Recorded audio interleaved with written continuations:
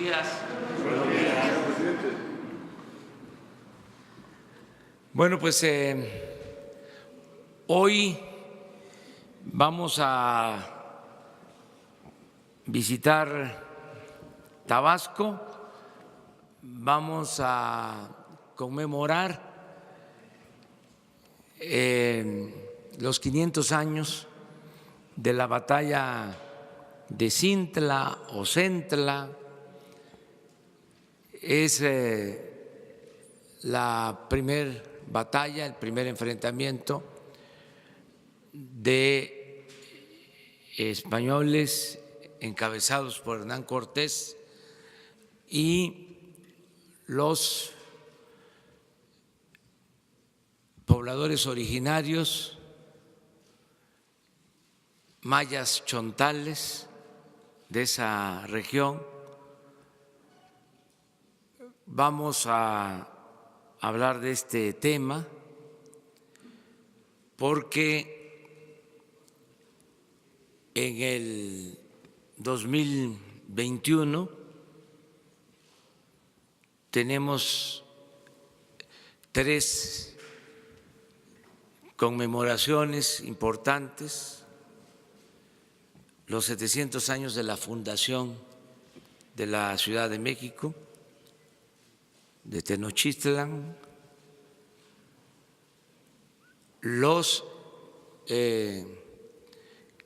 500 años de la toma, de la caída de Tenochtitlan y los 200 años de nuestra independencia nacional.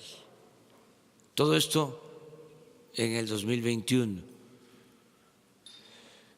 Por eso hoy vamos a dar a conocer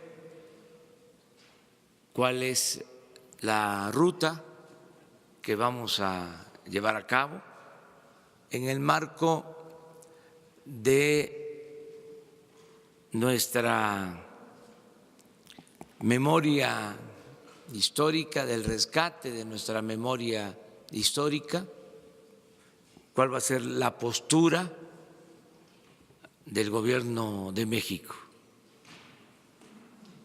Entonces ese es el motivo de la visita hoy a Centla, Tabasco. Y vamos también a informarles ahora mismo sobre la protección a periodistas y a defensores de derechos humanos. Es un tema que ustedes plantearon, quedó pendiente y ya se tiene la información general. Alejandro Encinas nos va a hacer la presentación y vamos a comenzar con eso y luego abrimos lo de la sesión de preguntas y respuestas. Muchas gracias, señor presidente. Bueno, como lo ofreció el señor presidente, el día de hoy vamos a dar cuenta de la situación en que se encuentra el mecanismo de protección para las personas defensoras de derechos humanos y periodistas. Como ustedes saben, este mecanismo se creó en julio del 2012 en cumplimiento del artículo 1 de la Ley para la Protección de Personas Defensoras de los Derechos Humanos y de Periodistas. En esta ley se establece como una responsabilidad del Estado el garantizar la vida, la integridad, libertad y seguridad de todas aquellas personas que en la defensa de los derechos humanos o el ejercicio del periodismo enfrentan una situación de riesgo.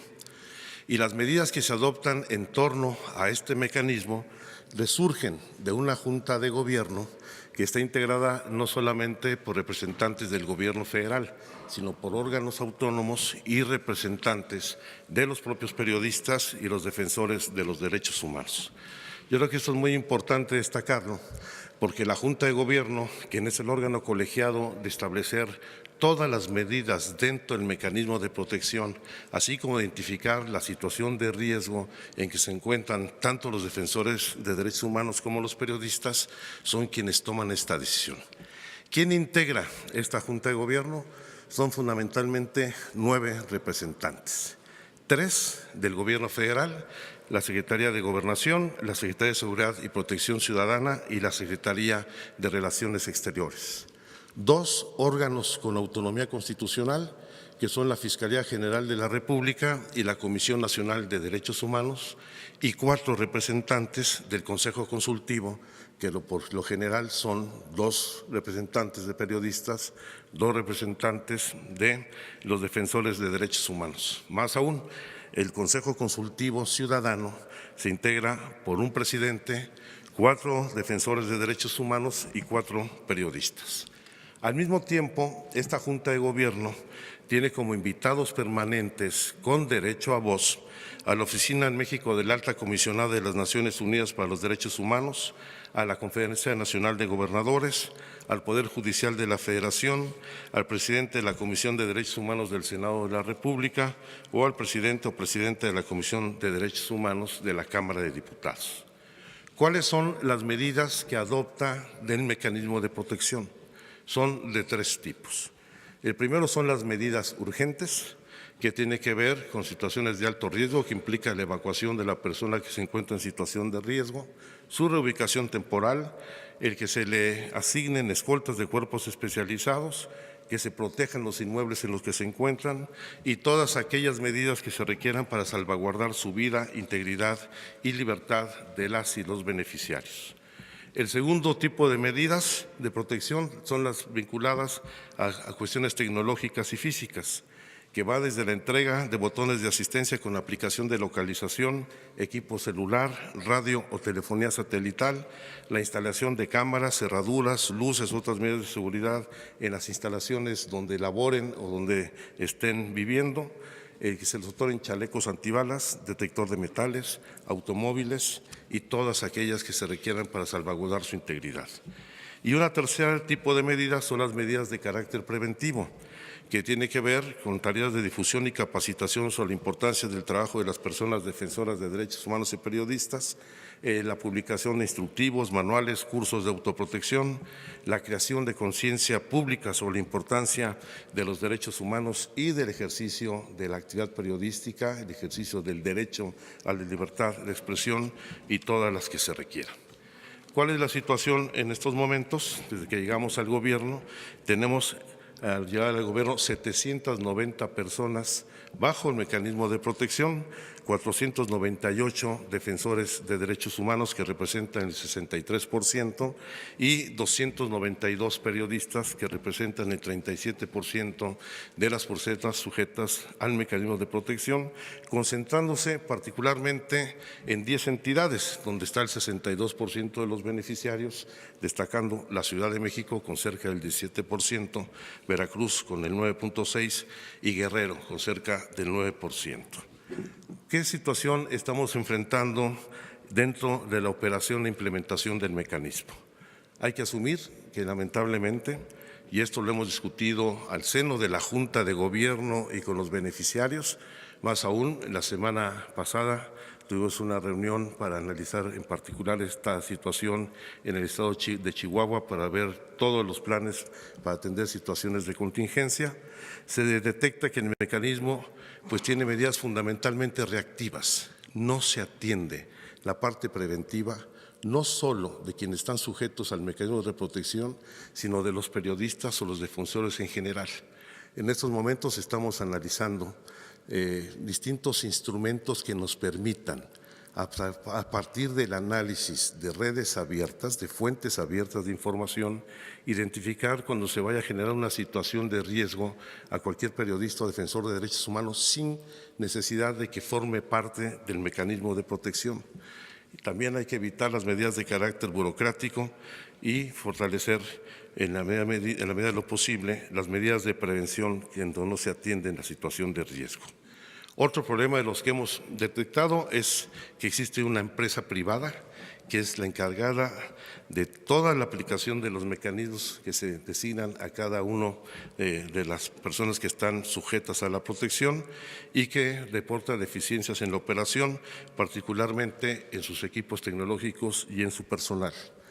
Ustedes recordarán, ha habido un presupuesto asignado que ha sido insuficiente. todavía a finales de la administración anterior, incluso en el periodo de transición tuvimos que intervenir para que hubiera una ampliación de 75 millones de pesos para poder garantizar no solamente el cierre del año, sino el inicio de operaciones en el mes de enero, por lo menos, lo cual se logró. Hay que analizar los protocolos de análisis de riesgo, se necesita calificar particularmente a las personas encargadas de realizar la evaluación de riesgo de las personas que solicitan su ingreso al mecanismo y mejorar los mecanismos de coordinación entre el gobierno federal y las entidades federativas, donde si bien ha habido instrumentos y mecanismos de coordinación, todavía son insuficientes. Voy a ponerles un ejemplo, uno de los más cuestionados, de la situación que guardan algunas de las medidas y particularmente tiene que ver con el uso de los 792 botones de asistencia que actualmente se encuentran activos para periodistas y defensores de derechos humanos, donde, como pueden ver, de los 792 botones, 209 de los usuarios tienen apagado durante más de 150 días al año el botón. Los 100 más lo tienen apagado entre 61 días y 150 días al año. Y si bien un número importante, 230, lo tienen activo prácticamente de manera permanente, es de manera muy desigual su uso. Esto nosotros lo entendemos como parte de los mecanismos, parte de la falta de confianza en la autoridad. ¿Cuál es el argumento que muchos de ellos nos han dado respecto a que por qué no utilizan o mantienen de manera permanente y sistemática prendido el botón de seguridad? Es que dicen que no quieren que la autoridad sepa dónde se encuentra. Es un tema de fondo, no es un asunto solamente de falta de credibilidad. Pero si es el Estado el responsable de garantizar la seguridad y la protección de las personas, pues tenemos que saber dónde están.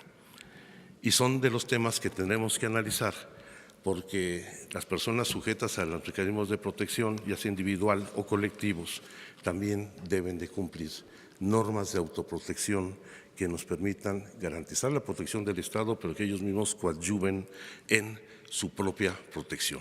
Pongo este ejemplo que quizás es uno de los más sensibles, en donde además de las fallas que existen en la instrumentación de este sistema, donde se pierde la señal, donde no hay georreferenciación, donde no hay respuesta inmediata en ocasiones a la situación de emergencia por parte de la empresa encargada de prestar este servicio, también existe esta falta de confianza y el no uso de una de las medidas de protección que tienen la mayor implantación dentro del mecanismo. ¿Qué estamos haciendo en estos momentos en la revisión general del mecanismo? En primer lugar, se está llevando a cabo una auditoría por parte de la Auditoría Superior de la Federación al fideicomiso que maneja los recursos de este mecanismo.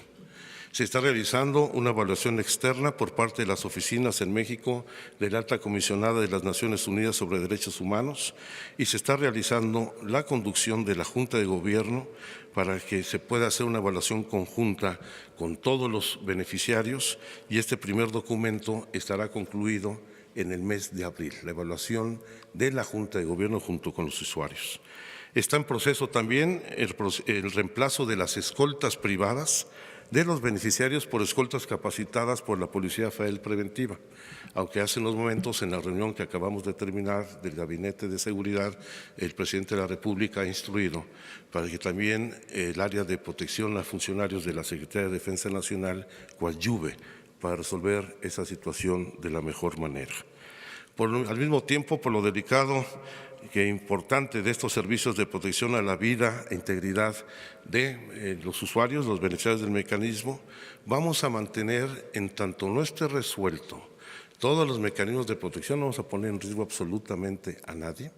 Vamos a mantener los servicios de la empresa, pero bajo un mecanismo de control y fiscalización mucho más directo. Estaremos interviniendo en el seguimiento de la empresa, pero con toda seguridad, en el momento en que asumamos esto como debe de ser una responsabilidad del Estado, que no puede delegarse a un particular, sino que tiene que ser directamente el Estado, haremos un replanteamiento de todo, lo cual nos implicará incluso un ahorro por lo menos del 15% más de 30 millones de pesos que actualmente se canalizan a una empresa particular.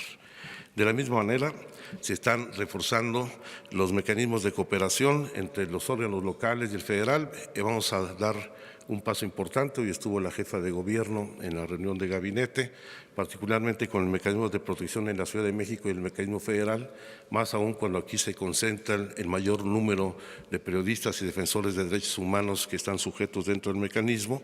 Y en el caso específico de los periodistas, lo que buscamos es involucrar directamente a los dueños de los medios de comunicación en la corresponsabilidad para garantizar la integridad y la seguridad de sus trabajadores, donde lamentablemente cuando se presenta una situación de riesgo, pues no solamente los despiden, no los vuelven a contratar, sino que incluso parece que se boletinan y se estigmatiza a muchos de los periodistas que, cumpliendo con su responsabilidad, se ven obligados a emigrar del lugar donde desempeñan sus labores.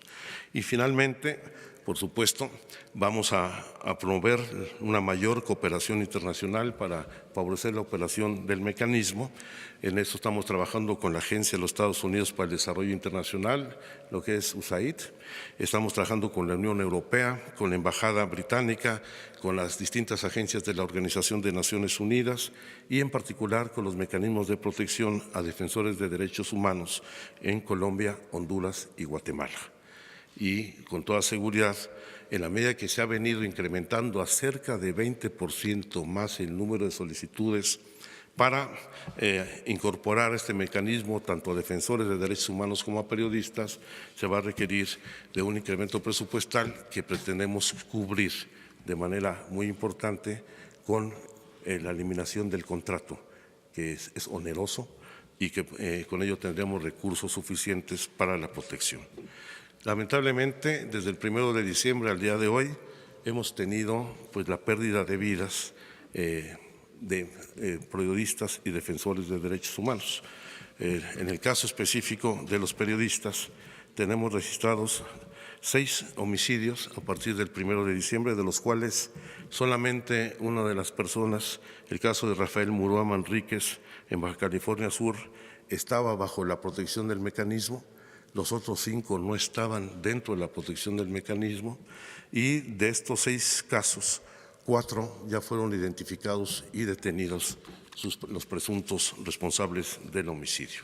Y en el caso de defensores de derechos humanos, creo que esa lámina sí está, porque no la habían incorporado en la presentación, ya está.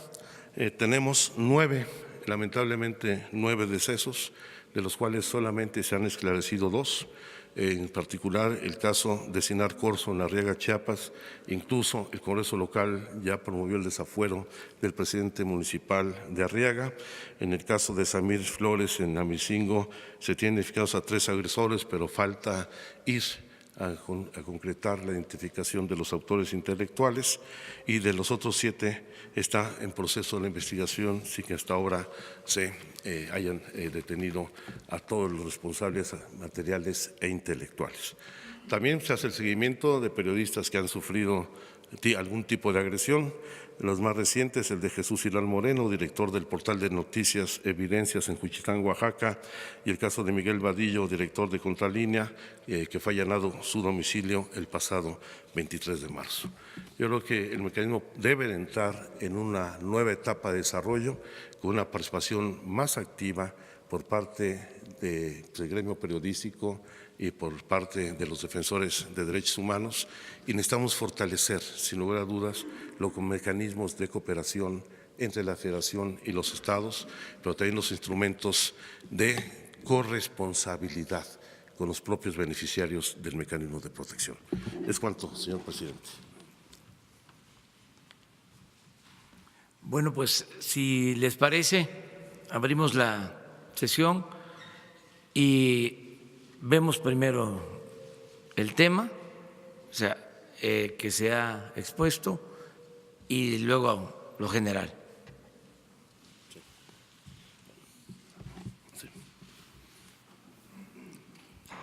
Buenos días, Felipe Fierro de Chihuahua, de tiempo.com.mx. Para preguntarle por el caso de Miroslava, ¿qué hay de eso? Bueno, Miroslava, como has dado a conocer en los días recientes, no se ha concluido el proceso de investigación. Ahí hay limitaciones por parte de la actividad de la Fiscalía en el estado de Chihuahua. Por supuesto que debe haber coadyuvancia por parte de la Fiscalía General de la República y está en el pleno desarrollo del proceso, del desahogo del proceso judicial. ¿Cuáles son los problemas ahí con la Fiscalía? Bueno, eso es un asunto que debe resolver el gobierno del estado de Chihuahua para desahogar de manera plena esta situación y fundamentalmente la detención de los responsables que tienen plenamente Pero concretamente, identificados. ¿qué es lo que falta? Pues que concrete toda la pesquisa, todo el proceso judicial para su desahogo. Pero el gobierno federal no está interviniendo en el caso. Estamos haciendo el seguimiento. Hay que recordar que la Fiscalía General ahora es un órgano autónomo. En lo que corresponde al mecanismo se está haciendo el seguimiento para que se cumplimente toda la carpeta de investigación. Pero la Fiscalía de Chihuahua no es autónoma. Yo creo que no, pero si es un estado distinto, nosotros no podemos intervenir directamente con ella. Pero entonces, ¿ustedes tienen el caso o no lo tienen ustedes? No lo tiene el gobierno federal, no está en el mecanismo, está en el ámbito del gobierno del estado. ¿Y qué es lo que sigue ahí? ¿Van a esperar o qué va a pasar? El fiscal general de la República podrá tomar la determinación en cuanto a la atracción plena de esta investigación. Gracias. Uno y uno. Buenos días, licenciado Encinas, licenciado López Obrador. Humberto Padgett, de Ciro por la Mañana, de Grupo Fórmula. Preguntarle con respecto al caso de Miroslava Breach si el gobierno federal considera la pertinencia de investigar la supuesta línea política de intervención en su asesinato. Segundo, entendemos que hubo una reducción del presupuesto al Mecanismo Federal de Protección a Periodistas y Personas Defensoras de los Derechos Humanos. ¿De cuánto fue esa reducción y qué la justifica dado el caso en que se encuentra el actual estado en que se encuentra la seguridad de los periodistas en México? Anoche fue asesinado el 6º periodista de su gobierno, el licenciado López Obrador, un reportero en Sinaloa. Su cadáver fue arrojado bajo un puente. Yo quisiera preguntarle con todo respeto, usted decía antes de ser presidente que el insulto desde el poder es una amenaza. La recurrencia de llamar a la prensa que es crítica de usted como fifí o conservadora no favorece el mal estado de las cosas ya de por sí muy descompuestas en el país. Muchas gracias. Respecto a la primera pregunta, nosotros tenemos claro que todas las líneas de investigación, el caso de Miroslava Breach, deben ser desahogadas. Ninguna debe quedar pendiente, independiente de que la motivación sea política o en un atentado contra el ejercicio de la libertad de expresión. En segundo lugar, no hubo un decremento del presupuesto. Estoy hablando que hubo incluso una ampliación, requerimos una ampliación de 75 millones de pesos respecto al presupuesto que se asignó al mecanismo el año pasado y los 207 millones de pesos que hoy actualmente se van a ejercer están justamente en el umbral de los recursos que se asignaron para el 2019. O sea, no hay disminución. Y en el caso de las declaraciones del presidente sobre la prensa, yo creo que el presidente de la República tiene toda la libertad, así como escuchar la crítica, de emitir su propia opinión en un debate público sano entre los medios de comunicación y el gobierno federal. Hola, buenos días. Marta Obeso, de esferanoticias.com. Es una realidad que en México están asesinando periodistas. Esta presentación del plan de protección a periodistas me suena un poco resignación del gobierno actual. Y yo quisiera saber si no tiene presidente de la República contemplado en su sexenio hacer un ataque frontal contra todas esas personas que están matando periodistas en México.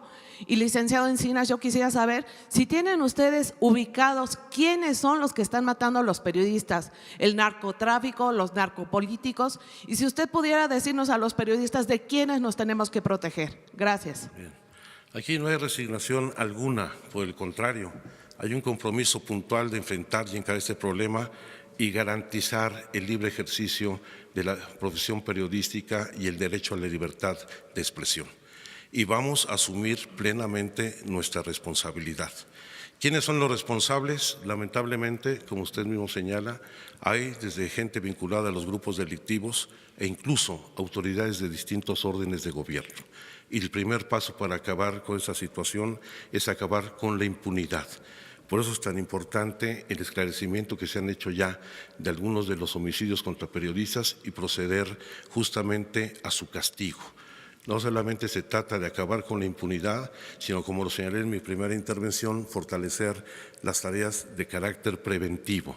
Necesitamos no solamente que se nos informe por parte de los periodistas o defensores de derechos humanos cuando consideren que existe una situación de riesgo, sino nosotros debemos de prever, y esto es algo novedoso que estamos impulsando, la identificación de situaciones de riesgo a través de fuentes abiertas o de redes sociales, donde existen ya instrumentos tecnológicos que nos permiten actuar con anticipación. Y, por supuesto, no va a haber impunidad en este tema. Hay que proteger, no tiene que protegerse de nadie, el Estado debe garantizar su seguridad. Sí. Bueno, los dos, uno y uno, sí. Gracias. ¿Tendrá el histórico del 2012 a la fecha de cuántos casos han sido resueltos en el caso específico de los periodistas? Y por otro lado, ¿este mecanismo en verdad sí sirve o no sirve, subsecretario? O sea, usted, pues la verdad yo le pediría muchísima sensatez, porque las estadísticas, los números que estamos escuchando reflejan otra cosa. ¿Qué pasó para que la Ciudad de México se convirtiera en uno de los lugares más peligrosos para crecer el periodismo? Antes escuchábamos Tamaulipas, ¿no?, el propio Nuevo León, Sonora, Coahuila, no se diga, la tierra de los desaparecidos. ¿Por qué se ubica la Ciudad de México? ¿Qué pasó en ese mapa criminal? Gracias. Sí, por supuesto que tenemos la estadística. Le voy a pedir al ingeniero Mastachi se las haga llegar. Existe la estadística puntual de todos los registros desde el inicio del mecanismo. No traigo aquí en la memoria todos los datos, pero se lo haremos llegar. En segundo lugar, efectivamente, dentro de la revisión del mecanismo hace falta hacer un replanteamiento de su propio diseño. Creo que es muy importante que la mayor parte de los integrantes de la Junta de Gobierno, quien es el órgano que toma las decisiones, no sea el Gobierno federal. De los 9 integrantes, 4 son defensores de derechos humanos y periodistas. 2 son órganos autónomos, la Fiscalía General y la Comisión Nacional de Derechos Humanos, y solamente hay 3 representantes del Gobierno federal. Con lo cual implica una visión y una óptica distinta y que debe garantizarnos la seguridad. Sin embargo, pues estamos viendo que esta composición no es suficiente. Sí creo que es necesario hacer una revisión de la ley en donde se fortalezcan los instrumentos que permitan que el Estado intervenga con mayor firmeza en los temas vinculados con este mecanismo. Y serán temas que llevaremos a la Junta de Gobierno y que seguramente se debatirán muy pronto en el Congreso de la Unión. ¿Qué pasó en la Ciudad de México? Creo que aquí se conjugan 2 fenómenos. Evidentemente hay que asumir que el gobierno anterior hubo un debilitamiento de las tareas de seguridad y también de protección a los periodistas y defensores de derechos humanos. En segundo lugar, que fue un polo de atracción para la reubicación de muchas de las personas dentro del mecanismo. Por eso también es tan alta la concentración de personas sujetas al mecanismo en la Ciudad de México, porque son la gente que lamentablemente tuvo que emigrar de su lugar de origen hacia la ciudad, que es lo que también detona este incremento. Buenos días, señor presidente. Licenciado Encinas, Omar Caballero de Noticieros HOTV. Una simple pregunta: ¿cómo van a evitar que los defensores de derechos humanos pierdan la vida pues precisamente a causa de querer dañar la imagen del presidente de la República? La mayoría de los adversarios que tiene el presidente han buscado la forma de dañarlo consecuentemente durante estos últimos días. Y bueno, el caso de Samir es uno que sonó bastante fuerte y que tenía la intención precisamente de dañar al presidente por la situación de la termoeléctrica. Nosotros como autoridad no podemos partir de una hipótesis de esa naturaleza. Nosotros tenemos que garantizar la protección de todas las personas y en este caso específico de los protectores de derechos humanos y de periodistas. Y para eso es el fortalecimiento de todas las instituciones públicas. Estoy convencido que en este replanteamiento de las estrategias de seguridad y de protección a los ciudadanos, la Guardia Nacional va a permitir tener una mayor eficacia y capacidad de respuesta para enfrentar esa situación. Pero no queremos solamente quedarnos en la parte reactiva. Lo más importante es en la parte preventiva para identificar oportunamente la situación de riesgo en que se puedan encontrar. Allá atrás, ella, por favor. Buen día, Erika Ramírez de la revista Contralínea. Subsecretario, quisiera saber si se está contemplando la judicialización del ejercicio periodístico en este mecanismo, ya que vemos que muchos periodistas están enfrentando demandas por parte del Estado mismo y esto mina el trabajo periodístico. Por supuesto que el mecanismo no pretende judicializar el ejercicio de un derecho. Por el contrario, el mecanismo debe garantizar la protección y parte de esa protección es en caso de que hubiera alguna persecución judicial en el ejercicio de la labor periodística o la defensa de los derechos humanos, el mecanismo debe dar la asesoría jurídica y la protección para evitar una acción de esta naturaleza por parte de cualquier tipo de autoridad. Buenos días, presidente, subsecretario, buenos días, compañeros, buenos días. Eduardo Martínez, corresponsal de Telesur. Subsecretario, usted hablaba de involucrar a los dueños de los medios de comunicación en este tema del mecanismo para la protección. Hemos visto cómo muchos comunicadores, cuando son asesinados, quedan en el olvido también desde los medios en los que trabajan, y también hay cierta desprotección, por decirlo de alguna manera, hacia los periodistas cuando van a algunas coberturas o algunas zonas de riesgo. ¿Cuál es el mecanismo que ustedes estarían buscando para involucrar precisamente a los dueños? Que además, dicho sea de paso, también hemos estado viendo ahora despidos masivos en algunos medios de comunicación y esa situación se está agravando día tras día. Gracias.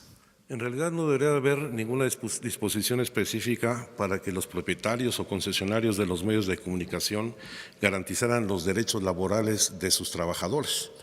Lamentablemente, en el caso del gremio periodístico, ni se paga el salario profesional, ni se tiene empleo permanente. La figura del freelance o del outsourcing es la que predomina. El momento que hay una tragedia de esta naturaleza, no cuentan con seguro de vida, no cuentan la mayor parte de los medios con ningún tipo de protección social a los periodistas, que debe ser su obligación. Hemos encontrado casos realmente vergonzantes.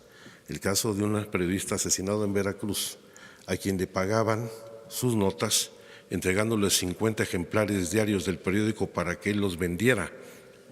O hemos visto también casos vergonzantes en el caso de periodistas desplazados que son estigmatizados por los propios propietarios de esos medios de comunicación de supuestos vínculos con actividades ilícitas.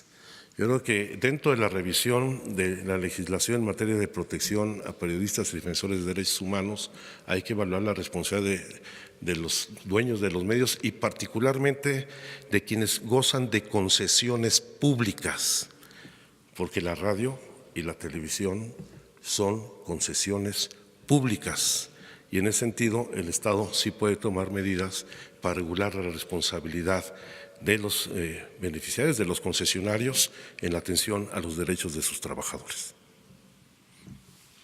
Cuando usted me diga, señor presidente. Sí. Ella, sí. Buenos días, subsecretario. Montserrat Sánchez, de Reporte Índigo. ¿Nos podría especificar más sobre la empresa a la que le van a hacer la auditoría? ¿Qué fallas le encontraron? ¿Si hubo sobrecostos o algo más que ustedes la hayan encontrado? Bueno, en primer lugar son los sobrecostos, evidentemente. Problemas, voy a decir uno, pues, de los importantes, pues con el personal que contratan de seguridad. El reporte que tenemos es que la empresa no goza con un permiso de portación de armas, sino que está empleando a marinos o militares retirados que portan el arma de cargo que les permite su jubilación. Esta es una USP. Y RCU, sí. Pues es de las situaciones más delicadas, además de pues, las fallas tecnológicas que se registran en la prestación de los servicios. Aunque también hay que reconocer que algunos elementos de esa empresa han actuado con mucha responsabilidad.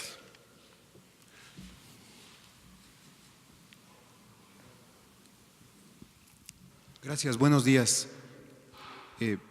Primero, subsecretario, que nos aclarara el porcentaje en los casos que se tiene registrado, seguramente usted tiene la radiografía de los hechos, ¿qué porcentaje de los casos de periodistas asesinados tienen que ver con autoridades?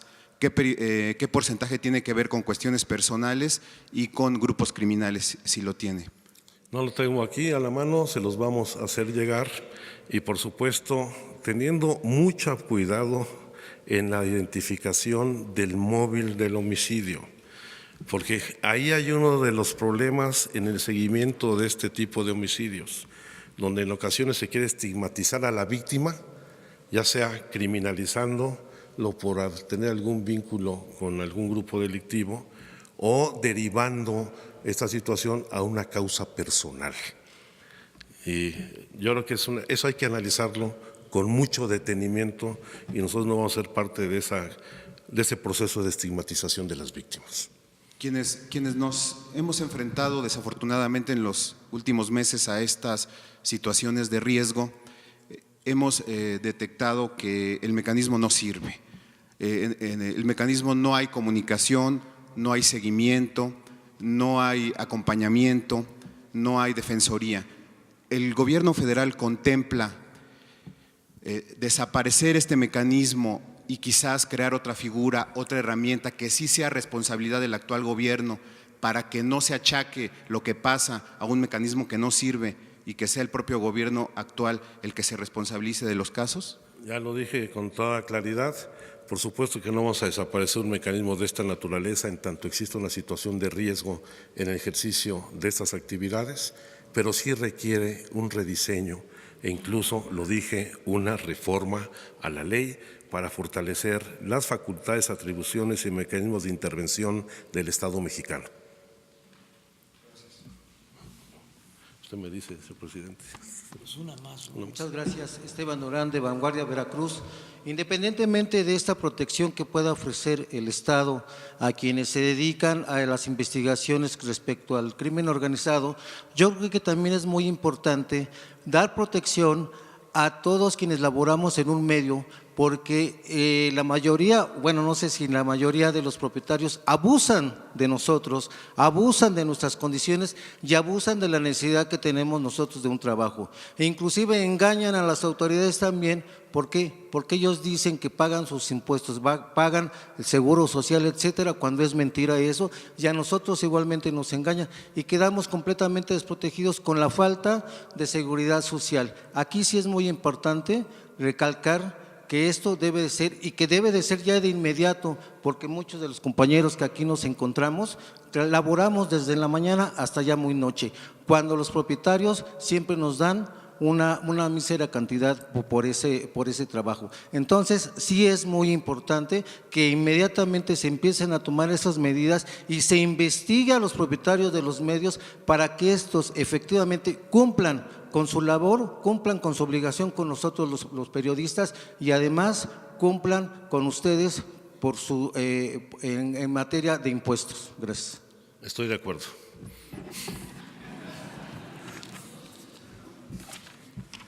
Bueno, miren, este tema tan delicado va a requerir de seguimiento permanente.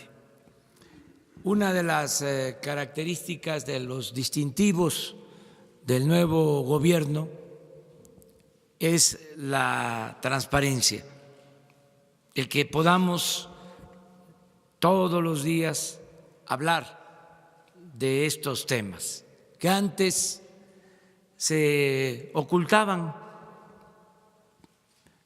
Esto es importante decirlo porque a veces se padece de amnesia y se olvida cómo era el régimen autoritario, cómo era el régimen durante el periodo neoliberal. Estos temas prácticamente no les interesaban o salían al paso solo para simular de que tenían que atenderlos. Para hablar con claridad, ellos estaban en los business. Los gobiernos anteriores lo que les importaba era hacer negocios al amparo del poder público. El gobierno estaba destinado a facilitar el saqueo, el robo, no a la protección de los ciudadanos. Entonces, es un avance no solo el que no se tolere la corrupción ni la impunidad, es un avance que no se tolere de arriba hacia abajo la corrupción y la impunidad, que no haya complicidades. Y es un avance muy importante el que no haya silencio cómplice y que se dé la oportunidad a todos de expresarse, de manifestarse y que haya transparencia. Entonces, todo esto que hemos heredado, mal hecho, se va a corregir. Lleva tiempo porque son muchos y muy grandes los problemas que se heredaron. Ayer estábamos hablando y comprometiéndonos a atender el problema de los desaparecidos. Ya se ve como si fuese una cosa normal que hayan desaparecido 40,000 personas en 10 años y que haya 26 cuerpos sin ser identificados. Es terrible esa herencia que dejó la política neoliberal. Y así muchas otras cosas. Acabamos de hablar de la reunión de los contratos de los gasoductos. Imagínense entregar contratos a empresas para hacer gasoductos. Si un gasoducto cuesta $1,000 millones, hay que terminar pagando hasta $8,000 millones. Pero eso no es todo. El gasoducto en cuestión no es de la Comisión Federal de Electricidad o no es propiedad pública, aunque se paga con el dinero del presupuesto. El gasoducto es propiedad de la empresa que lo construye. ¿Qué es eso? Bueno, así se heredaron muchas cosas. Y esto que estamos tratando. ¿Cuál es el compromiso? De limpiar el gobierno de corrupción, terminar con la simulación y hablar con la verdad. Y hacer un llamado para que todos ayuden y participen, que todos participemos en la transformación de la vida pública del país.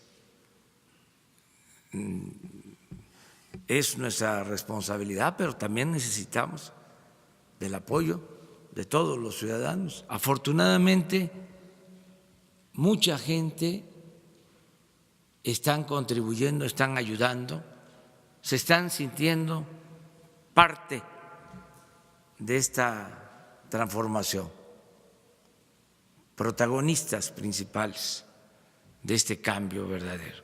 Entonces, adelante, todos los temas los vamos a seguir ventilando aquí, se van a hacer públicos y también que se sepa en los temas en que haya indicios de corrupción, de irregularidades, denuncias. No vamos a tapar nada, trátese de quien se trate. Ya todas las dependencias, la Secretaría de la Función Pública, también la Oficina de Inteligencia Financiera de la Secretaría de Hacienda, la Consejería Jurídica, tienen instrucciones de presentar denuncias ante la Fiscalía General, que es la instancia autónoma para investigar, sancionar, castigar a responsables de delitos. Entonces, esa es la indicación que tienen y no vamos a tapar nada, para que quede esto muy claro.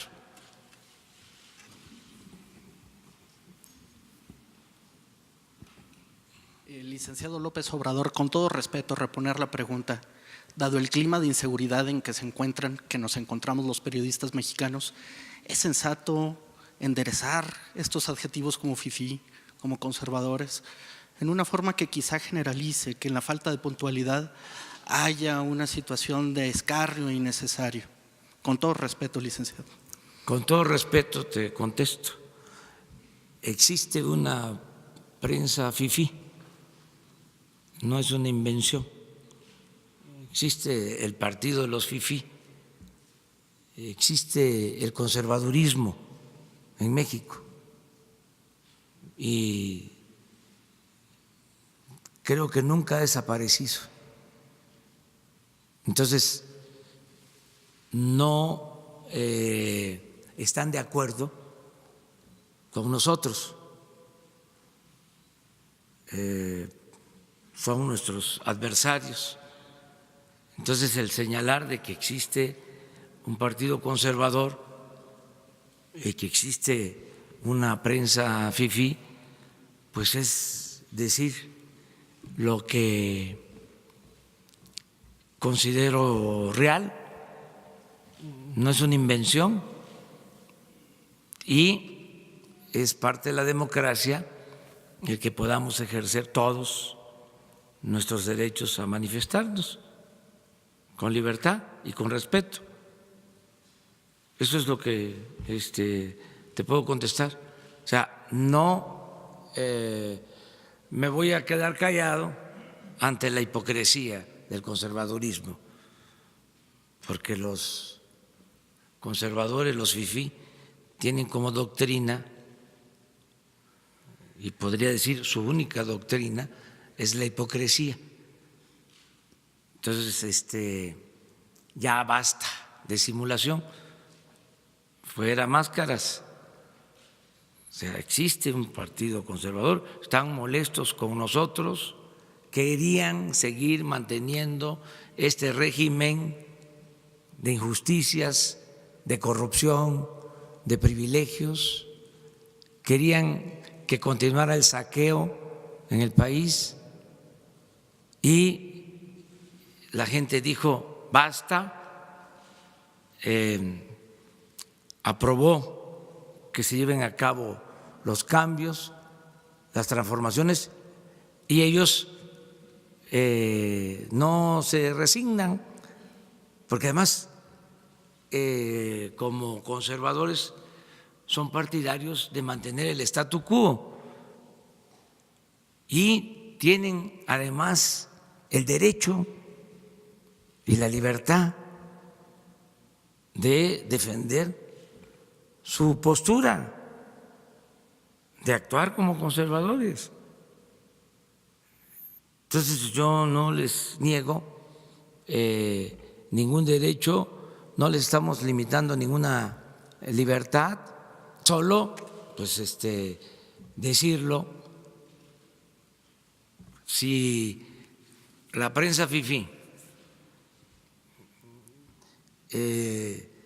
todos los días, un día sí y el otro también, se dedican a cuestionar y a veces a calumniarnos todos los días como sistema, porque hay una línea editorial en contra nuestra, no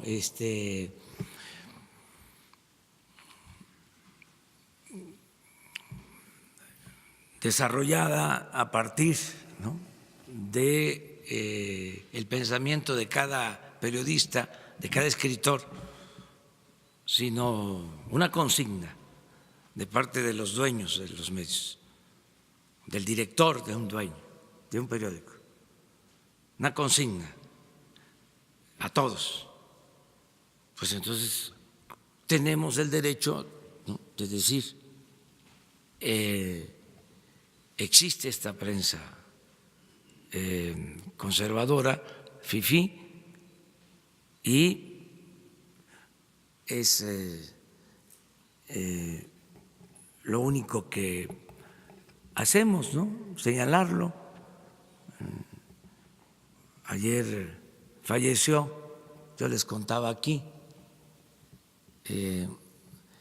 un dirigente magisterial de Oaxaca, que expreso mis condolencias a sus familiares, a sus amigos, a sus compañeros, que fue vilipendiado, calumniado por esa prensa. Entonces, que no se pasen, o que no se sientan omnímodos, los grandes jueces, los grandes juzgadores, los que pontifican, y que no haya derecho de réplica. La democracia es mensajes de ida y vuelta, es diálogo circular, que todos podamos expresarnos.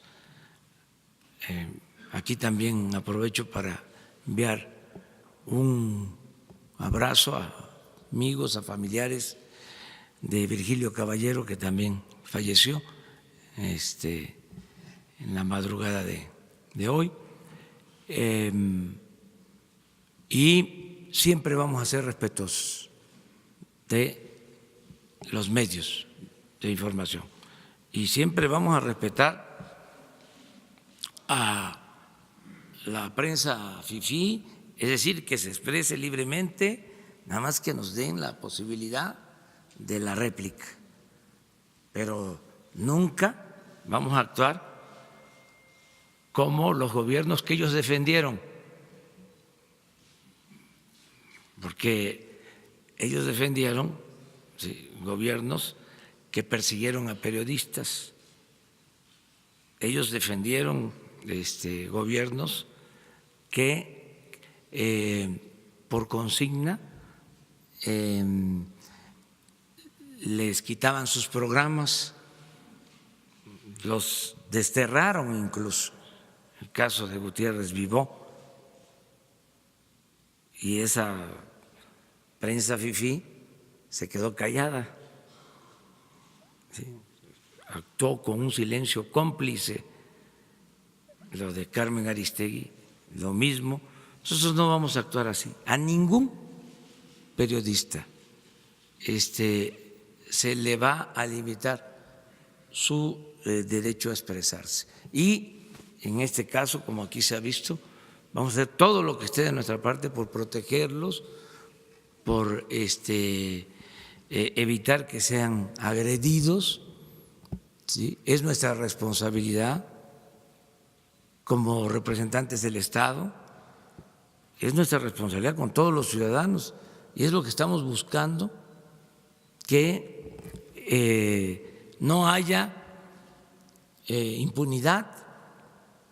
Y aquí se preguntaba algo que es interesante de los asesinatos y que contestó con mucha sutileza Alejandro. O sea, ¿quiénes son los que agreden? O sea, y sin duda hay dos grupos de agresores. La delincuencia, llamada organizada, los grupos delictivos y representantes del Estado. ¿Qué garantizamos nosotros? ¿Sí? Que el Estado no va a violar derechos humanos, que eso es un cambio importante. Nunca vamos a dar la orden de reprimir a nadie. No es el mátalos en caliente de Porfirio Díaz, o plata o plomo, o en encierro, entierro o destierro. No, esta es una transformación, este es un cambio, este no es un gobierno autoritario. Entonces, esa parte se descuenta. El Estado no va a reprimir a los ciudadanos, que era por antonomasia el principal violador de los derechos humanos. Entonces eso debe de quedar claro. Y el que haga algo siendo servidor público en contra de cualquier ciudadano que comete un delito no va a contar con impunidad. Entonces, sí hay diferencias, no somos iguales. Entonces, para que nos vayamos poniendo de acuerdo, sé que va a ir costando trabajo el que se vaya entendiendo que se trata de un cambio verdadero y nos vamos a ir conociendo cada vez más, porque a pesar de que llevamos años luchando y siendo consecuentes, como ha sido tanta la guerra sucia, ¿sí?, acerca de lo que somos, nos han pintado, ¿sí?, tan mal que cuesta trabajo que se entienda de que somos distintos.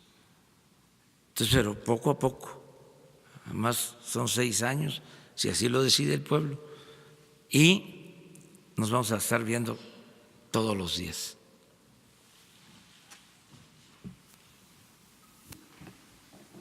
Buenos días, presidente. Buenos días, subsecretario Encinas. Shaila Rosagel, de Grupo Gili, El Imparcial de Sonora, La Crónica de Mexicali y Frontera de Tijuana.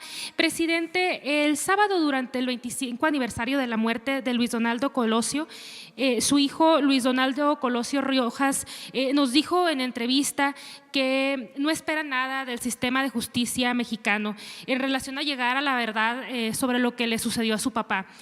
Le queremos preguntar qué dice a esto de lo que nos comenta Luis Donaldo, y si ya leyó la carta de los padres de Aburto que le entregaron el viernes, y si existe la posibilidad de reabrir el caso Colosio.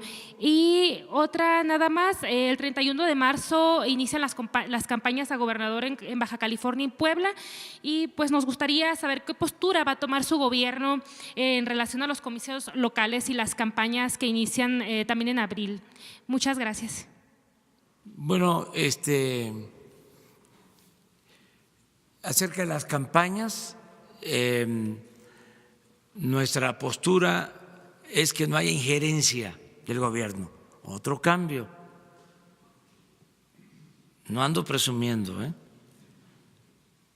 más puntualizando, subrayando, para que se tome nota. Cero intervención del gobierno en los procesos electorales. Elecciones limpias y libres. Nada de utilización del gobierno para favorecer a candidatos o partidos. Nada de utilizar el presupuesto público como se hacía para favorecer a candidatos y partidos. Nada de entregar migajas, frijol con gorgojo a cambio de votos. Nada de dar instrucciones a organismos encargados de organizar las elecciones para favorecer a candidatos o partidos. Democracia. Y ya entra en vigor la reforma constitucional para castigar a quienes cometan fraude electoral. Y ya es delito grave. Y ya existe la Fiscalía Electoral para que haya elecciones limpias y libres, se termine con el acarreo, con la manipulación, con el tráfico, con la pobreza de la gente. Yo he tomado la decisión de no ir durante la campaña a esos estados. Y quiero que los ciudadanos libremente se manifiesten, se expresen y decidan por qué partido y por qué candidato van a votar. No tenemos preferencias, no tenemos partidos, queremos respetar la voluntad libre de los ciudadanos. Voy a estar precisamente porque van a iniciar las campañas. Ya a Puebla ya no regreso, ya fui, solamente que hubiese una cuestión de emergencia, que espero no suceda, pero no iría hasta después de las elecciones. Y en el caso de Baja California voy a estar pasado mañana. Adelanté el viaje, tenía pensado ir en 10 días porque necesitamos hacer allá una reunión del Gabinete de Seguridad para evaluar lo que está pasando, sobre todo en Tijuana. Entonces lo vamos a hacer el miércoles. Mañana tenemos acto en San Luis Río Colorado, Sonora, y el miércoles en la mañana, incluso qué bien que tratamos el tema, porque la rueda de prensa va a ser allá, en Tijuana, en la mañana. O sea, vamos a hacer la reunión de 6 a 7 de evaluación de seguridad y después de las 7 va a ser la conferencia de prensa. Mañana sí hay aquí en la mañana, que vamos a Tabasco y regresamos, y luego de la conferencia mañana nos vamos a San Luis Río Colorado, Sonora, y de ahí a Tijuana para estar el miércoles. Y ya nos regresamos, pero es parte de lo mismo, porque tengo entendido que empiezan las elecciones el día 1 de abril, y ya no podemos estar en Baja California. Ya leí la carta de los papás de Aburto, ya la entregué a la secretaria de Gobernación con la indicación de que se haga lo que por ley corresponde. Si hay posibilidades de reabrir el caso legalmente, se hará, pero me va a entregar un dictamen la secretaria de Gobernación sobre este asunto.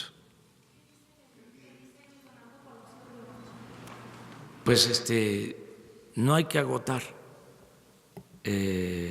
ninguna posibilidad de investigación, no cerrar el caso, deben ser expedientes abiertos, porque fue un crimen deleznable que debe de ser aclarado.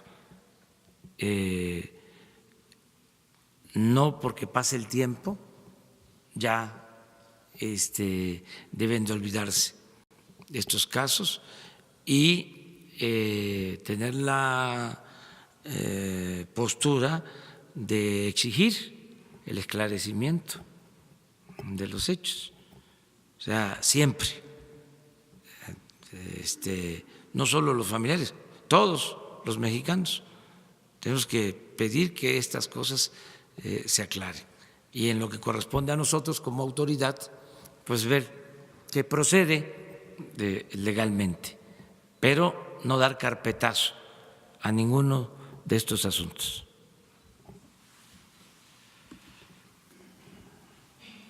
Presidente, buenos días. Secretario, buenos días. Marco Antonio Olvera, corresponsal de Radio Latino California aquí en México. Presidente, si no me equivoco, usted en días recientes había dicho que las personas que utilizaban o que eran atendidos en el Seguro Popular que desapareció a la llegada de su gobierno, recibirían atención médica en el IMSS y en el IMSSTE.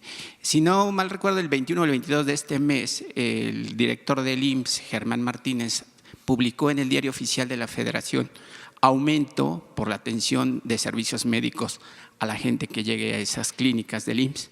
Le pongo un ejemplo, una atención médica cobran 300 pesos, una urgencia 3,000, un traslado de ambulancia 5,000 y una operación de cualquier índole sube de 6,000 hasta 30,000 pesos.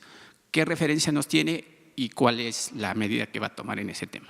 Sí, estamos tratando este tema, es una prioridad resolver todo lo relacionado con el servicio de salud pública.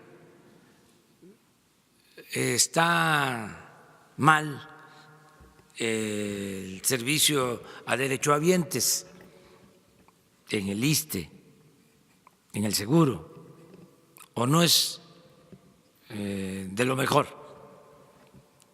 Sin embargo, aunque parezca increíble, está peor el servicio a quienes no son derechohabientes, a la población abierta, a los que no tienen ISSSTE, no tienen seguro. Porque lo que crearon, eso que llaman Seguro Popular, lo he dicho muchas veces y lo repito ahora, ni es seguro ni es popular. No hay médicos, no hay medicinas y en el sistema de salud pública se cobra para dar atención médica. Hay cobros por operaciones que se tienen que hacer y la gente humilde, la gente pobre no tiene garantizado el derecho a la salud. O sea, se incumple con lo que dice la Constitución. El artículo 4 de la Constitución establece el derecho a la salud, pero es letra muerta. Entonces, estamos resolviendo esto. Lo que se publicó en el Diario Oficial, ¿sí?, tiene que ver con la antigua política. ¿Pero se va a echar para atrás? Se quita, porque el compromiso que tenemos es que la atención médica y los medicamentos sean gratuitos para quienes no tienen seguridad social, que es más de la mitad de la población. Lo que pasa que es un problema complejo, porque lo que hicieron fue fraccionar, dispersar todo el sistema de salud pública. la Secretaría de Salud Pública del Gobierno Federal opera solo 9 hospitales en todo el país. Entonces, la pregunta es, ¿y a qué se dedica? Si tiene 9 hospitales. Pues la dejaron como un cascarón, solo para cuestiones normativas, porque trasladaron todo el sistema de salud pública a los estados. Las unidades médicas, centros de salud y hospitales los manejan los estados. El ISSSTE y el Seguro tienen su función en cuanto a dar servicio a derechohabientes. Y el Seguro, además de eso, tiene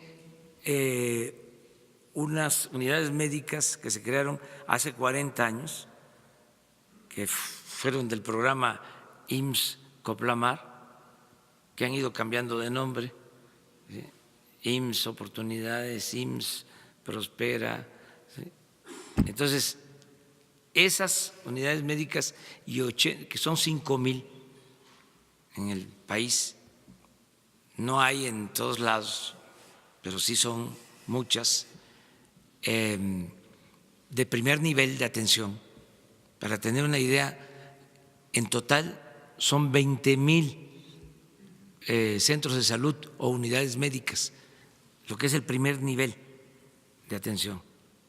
De esas 20,000, 5,000 son del Seguro, de este sistema de atención a población abierta. Y arriba de esas 5,000 hay 80 hospitales del Seguro, también del mismo sistema. En estos casos es en los que posiblemente estén asignando estas cuotas de pago por este servicio. Bueno, este servicio, más los servicios de salud de los estados, queremos unirlos, queremos federalizar todo el sistema de salud para que el Estado garantice la atención médica en las 20,000 clínicas de primer nivel y en los hospitales de segundo nivel para la población que no tiene atención médica. Eso es lo que estamos haciendo. La Secretaría de Salud va a terminar teniendo 3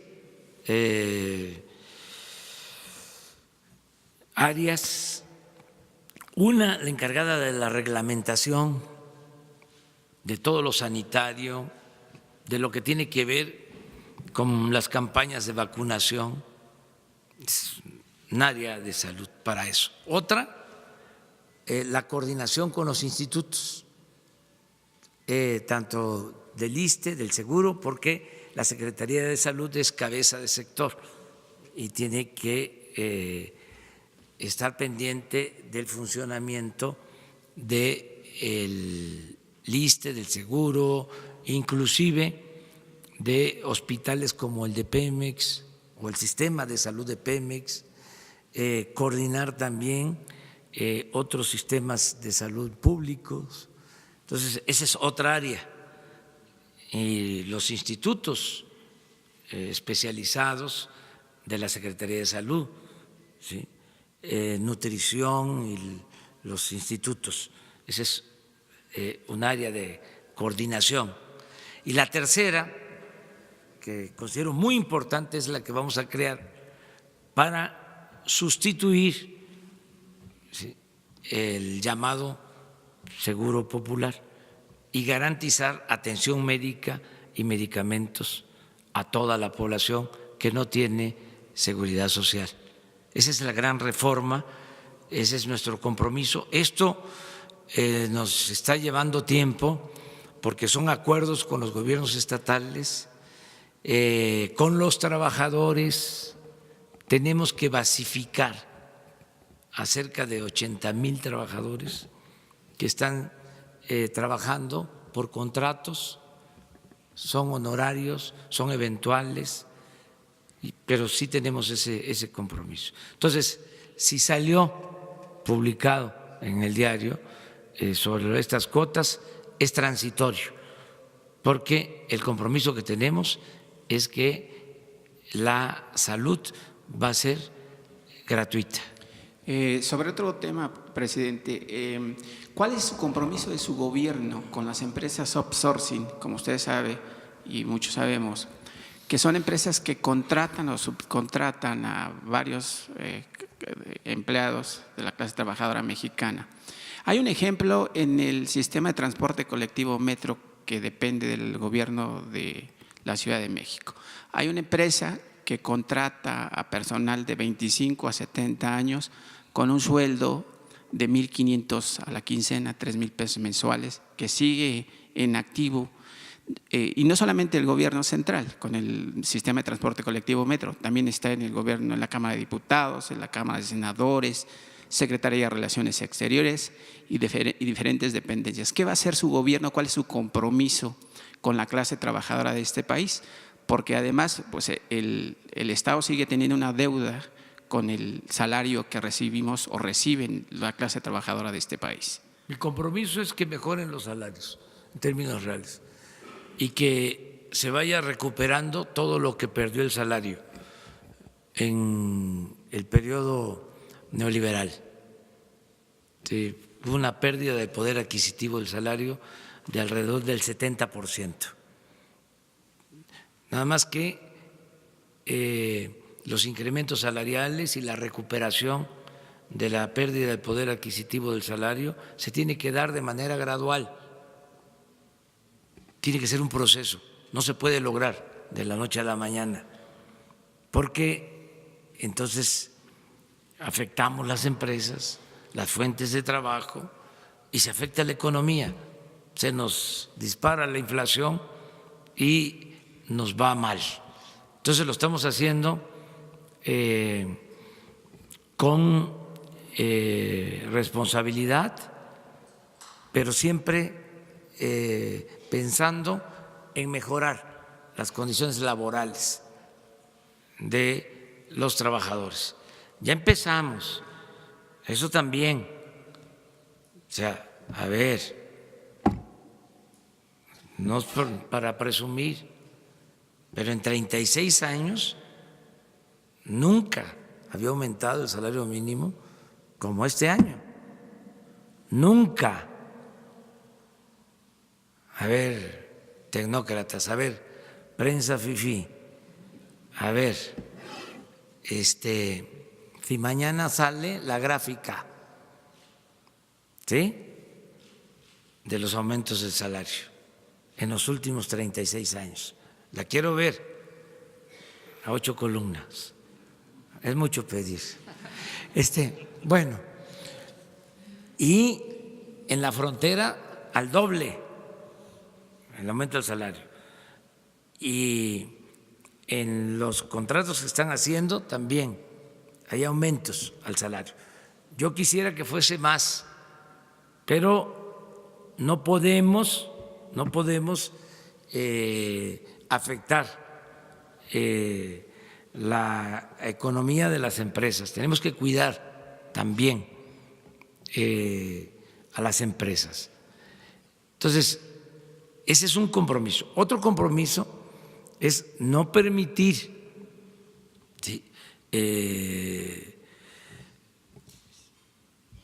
sobreexplotación de los trabajadores y garantizar salarios justos. Eso lo tenemos que hacer. No seguir apostando a la subcontratación, que eso prevaleció durante el periodo neoliberal, ¿sí? Se cundió de esas empresas el gobierno. Bueno, al grado, ayer lo decía, Imagínense 50,000 elementos de la policía contratados para cuidar las instalaciones del gobierno. Y de esos 50,000, 45,000 privados de organizaciones de protección privadas. Cuando para proteger a la gente se cuenta con 10,000 efectivos de la Policía Federal y el gobierno contrata a 50,000 elementos para cuidar sus oficinas, sus instalaciones. Estamos haciendo una revisión si existen esos elementos, dónde están, qué están haciendo, cuánto están cobrando, porque es de dominio público de que se crearon empresas vinculadas con políticos para vender servicios al gobierno. Eso seguramente mañana lo va también a dar a conocer la prensa fifí. O sea, ¿cuáles fueron las empresas que se crearon no solo en el sexenio pasado? Porque también la prensa fifí tiene sus simpatías, ¿no?, partidistas. Entonces, le echaron todo, ¿no?, le echaron toda la culpa. No estoy defendiendo, pero al gobierno pasado. Y para atrás se olvidaron de hacer cuestionamientos, de hacer críticas. Y es todo el periodo neoliberal, son 36 años, es de Salinas para acá, es Salinas, que es el padre de la desigualdad social en México, ¿sí? Es el que más polarizó, el que creó la nueva oligarquía, el que trasladó los bienes del pueblo de México y de la nación a particulares, a sus allegados. Sí, hay un dato que es muy revelador. La revista Forbes, en su lista de los hombres más ricos, cuando entró Salinas había uno en México, una familia, la Garzazada, con 2.500 millones de dólares, aparecía en la lista, uno. Terminó Salinas y ya habían 24. Pero no tenían 2.500, ya tenían 48,000 millones de dólares en un sexenio. Vean el comportamiento de la desigualdad en México, incluso hecho por el Banco Mundial, y es el periodo en que más se profundiza la desigualdad en ese sexenio. Luego, Zedillo, ¿qué fue el FOBAPROA? Convertir deudas privadas en deuda pública. Hagan la cuenta de cuánto ha costado eso. Todavía se sigue pagando año con año. 40, 50,000 millones de pesos del presupuesto solo para pagar intereses del FOBAPROA. Cuando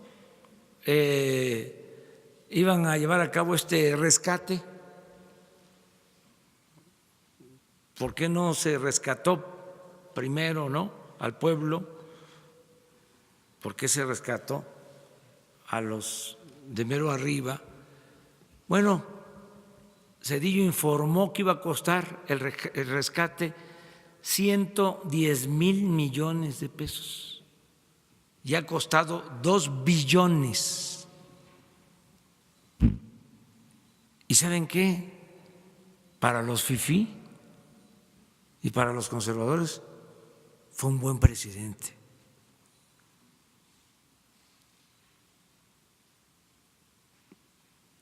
Fox,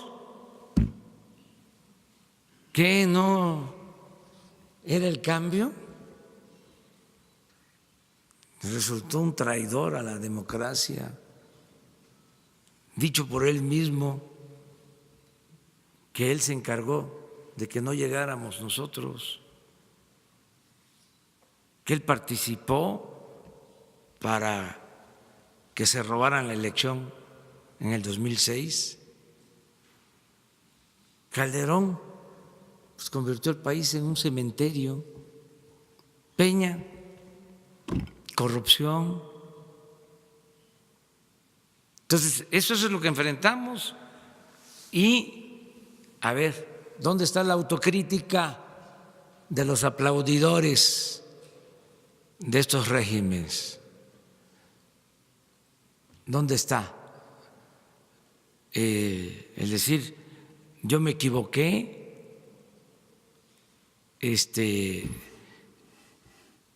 y quiero rectificar, quiero reconocer, porque todos nos equivocamos, todos cometemos errores, pero no al contrario, ¿no?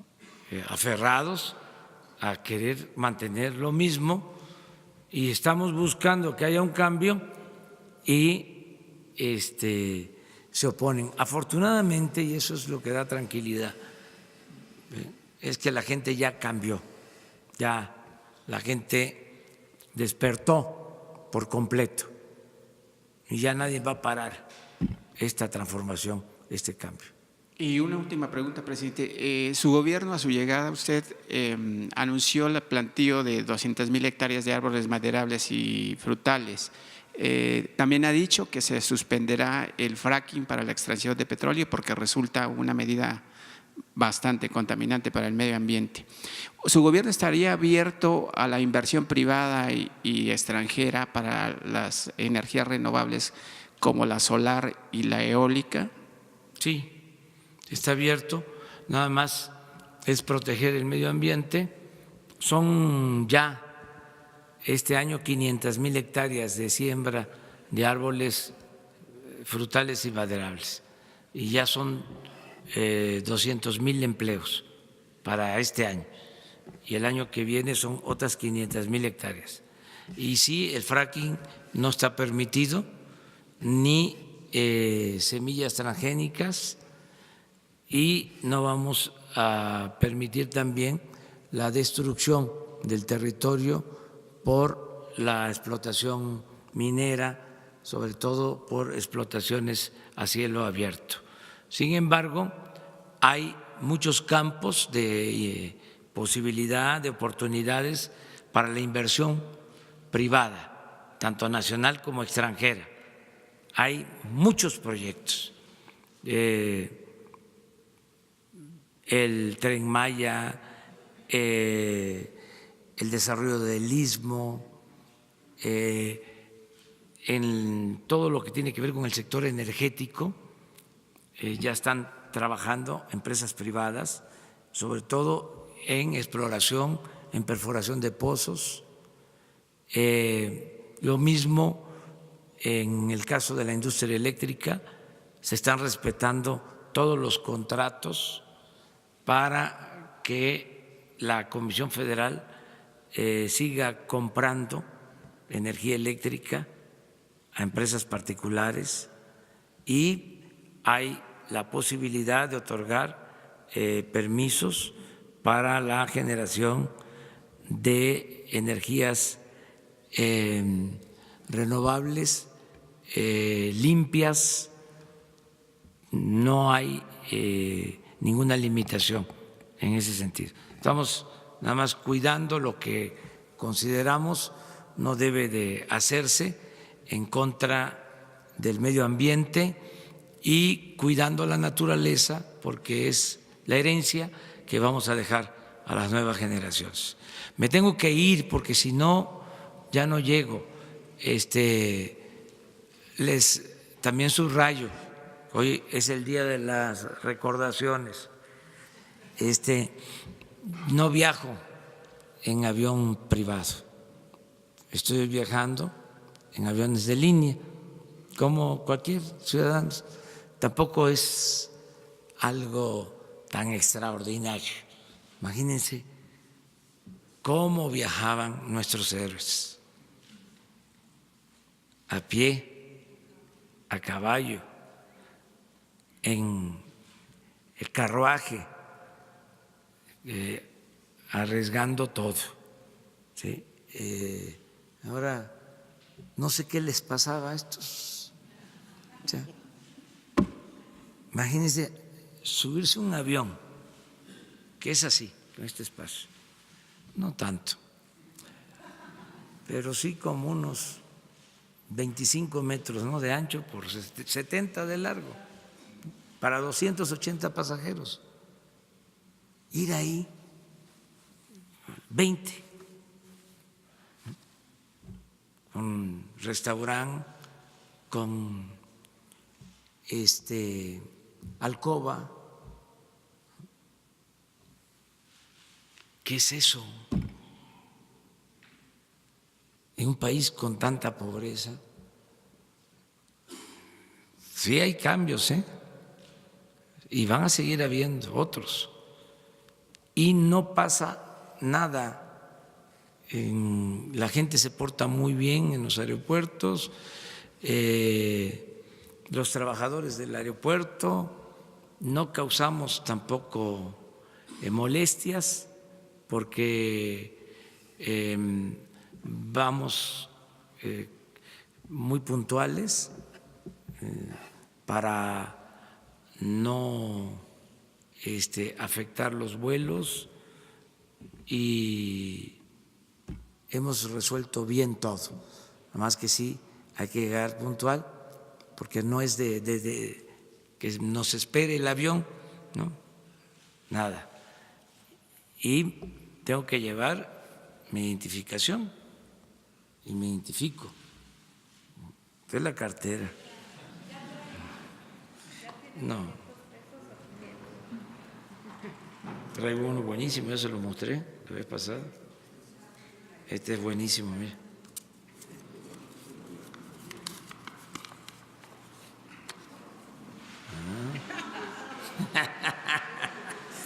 Este es válido. Tengo otros.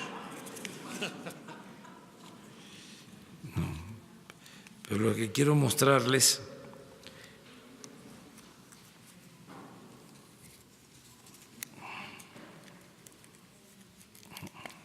no lo encuentro. Esta es mi identificación. Esta es mi licencia de manejo. ¿Saben qué? Permanente. Cuando fui jefe de gobierno se expidieron estas. Permanente. Sí. Como decía un buen periodista, don Trino Malpica, allá en mi pueblo, ¿saben cómo terminaba sus artículos? Decía, ahí queda eso. Ahí queda eso.